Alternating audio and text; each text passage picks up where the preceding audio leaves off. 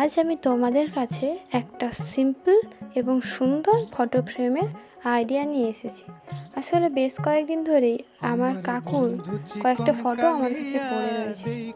পড়ে থাকতে থাকতে ফটোগুলো নষ্ট হয়ে যাবে, তাই আমি ভাবলাম কয়েকটা ফটো ফ্রেম তৈরি করে ফটোগুলোকে ওই ফটো ফ্রেমের মধ্যেই রাখবো, যাতে আরও দেখতে সুন্দর লাগে আর ফটোগুলো নষ্টও না হয়ে যায়।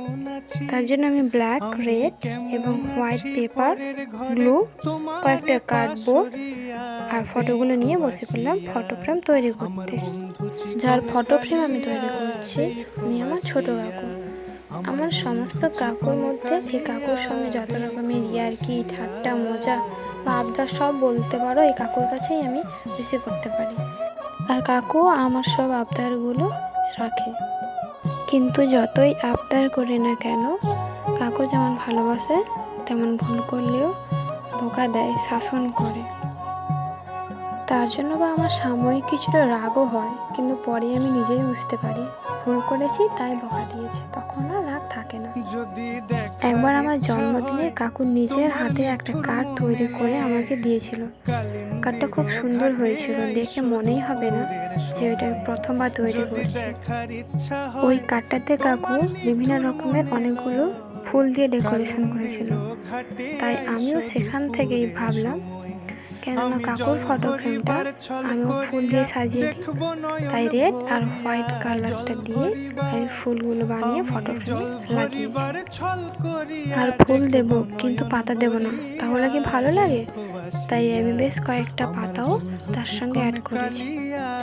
ফুল ও পাতাগুলোকে আমি গ্লু এর সাহায্যে ফ্রেমের উপর সুন্দরভাবে সাজিয়ে নিয়েছি।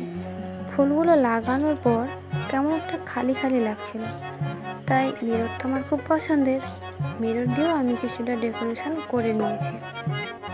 যে ছবিগুলোর জন্য আমি ফ্রেমটা তৈরি করছি সেগুলো একটু পরেই তোমরা ভিডিওতে দেখতে পাবে। সেই ছবিগুলো অনেকদিন আগের ছবি, অনেকদিন আগে ফটোগুলো তোলা হয়েছিল, তখন কাকু ব্যাঙ্গালোরে থাকতো। সেখানেই কাকু ফটোটা তুলেছিল, তবে ঠিক কোন জায়গায় তুলেছিল জায়গার নামটা আমার জানা নেই। ফ্রেমের ব্যাকগ্রাউন্ডটা ঢাকা থাকলেও দেখতে খারাপ লাগছিল, তাই আমি সাদা কাগজ দিয়ে সেটাকে কভার করে দিয়েছি। কথা বলতে বলতে আমার ফটো ফ্রেমটা তৈরি প্রায় শেষই হয়ে এসেছে। এবার কাকুর সুন্দর ফটোগুলোকে ফ্রেমের মধ্যে লাগিয়ে ছবিগুলো আরও সুন্দর হয়ে গেছে। এই ছোট্ট ভিডিওতে তো একসঙ্গে দুটো ফটো ফ্রেমের আইডিয়া দেখানো যাবে না, তাই আজ একটা দেখালাম, অন্যদিন অন্য কোনো ভিডিওতে আরও একটা ফটো ফ্রেমের আইডিয়া তোমাদের সঙ্গে শেয়ার করবো। এই ফটো ফ্রেমের আইডিয়াটা কেমন লাগলো জানিও, আর এরকম আরও ভিডিও দেখার জন্য চ্যানেলটা সাবস্ক্রাইব করো।